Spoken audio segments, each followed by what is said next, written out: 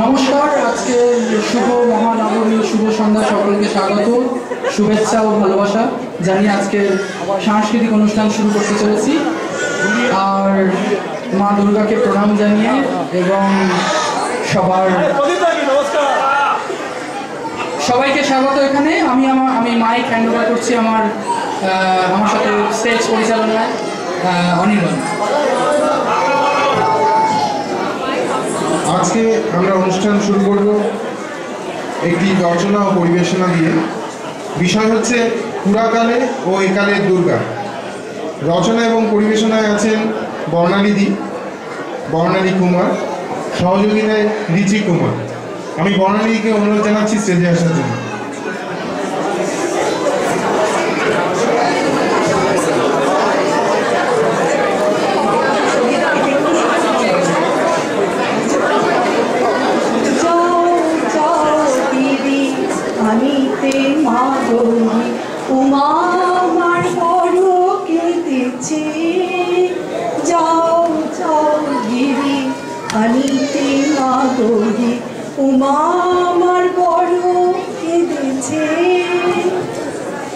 এই কথা বলে মা মেনকা এসে পড়ল গিরিরাজের কাছে। গিরিরাজ কি আর করে, তার জানে চড়ে পৌঁছে গেলেন কৈলাসে। কৈলাসে মা দুর্গা পিতার আগমনে আহ্লাদে আখ্যান কুশল বিনিময় হল। তারপর গিরিরাজ বললেন, মা দুর্গা, তোমার মা তোমার জন্য বড়ই অধীর হয়েছে, তোমাদেরকে একবার যেতে হবে। দাদু আর মা যখন কথাবার্তা বলছে, সেই সময় গণেশ তার সুর দুলিয়ে মায়ের কাঁধ ঘেঁষে বসে পড়েছে। সরস্বতী এসে সব শুনে ভাবলো, আরে আমার উড়োজান ছাড়া তো যাওয়াই যাবে না। আর বাপের বাড়িতে গিয়ে এটা ওটা করতে মায়ের তো আমাকে অর্থাৎ লক্ষ্মীকে প্রয়োজনে লাগবে। তাতেই ভাবলো, আচ্ছা কেউ কি ভেবেছে বাপের বাড়িতে গিয়ে মা যে এদিক ওদিক করবে, তার জন্য তো একটা সুন্দর যানবাহন প্রয়োজন। আর তার জন্যই তো রয়েছি আমি আর আমার বাহন। মহাদেব ছাড়া গিয়ে কি শেষে দক্ষ যজ্ঞ মানবে?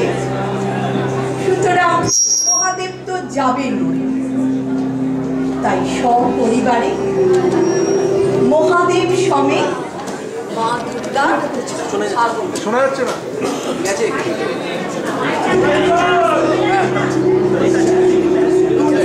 তাই সপরিবারে মহাদেব সমেত মা দুর্গা আগমন।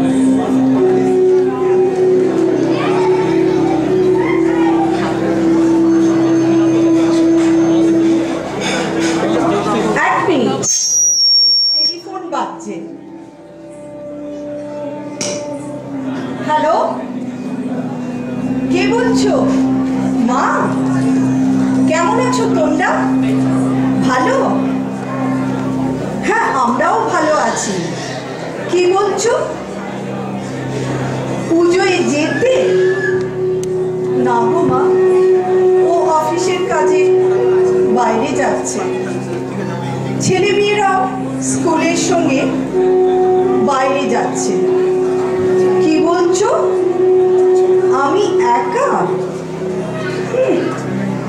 আবার সবাই একজন এক দিনে ফিরত আসবে। কি করে যাব বলো? আমাদের আর এবারে যাওয়া হবে না গো। হ্যাঁ, তোমরাও ভালো থেকো। আজকে ছাড়ি, বাই।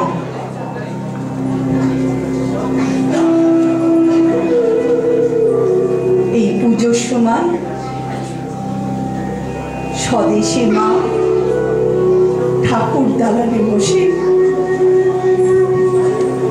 মা দুর্গার দিকে তাকিয়ে থামে হেলান দিয়ে, ভাবে তার সুদূর প্রবাসী উমার কথা।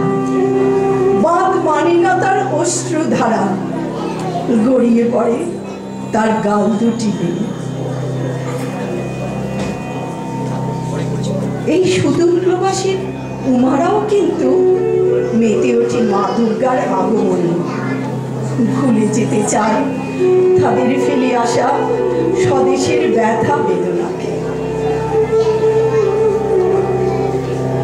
যাদের সমবেত প্রচেষ্টায় মা দুর্গার আগমন সম্ভব হয়েছে, শত উমার পক্ষ থেকে জানাই আন্তরিক প্রীতি, শুভেচ্ছা আর ভালোবাসা। নমস্কার।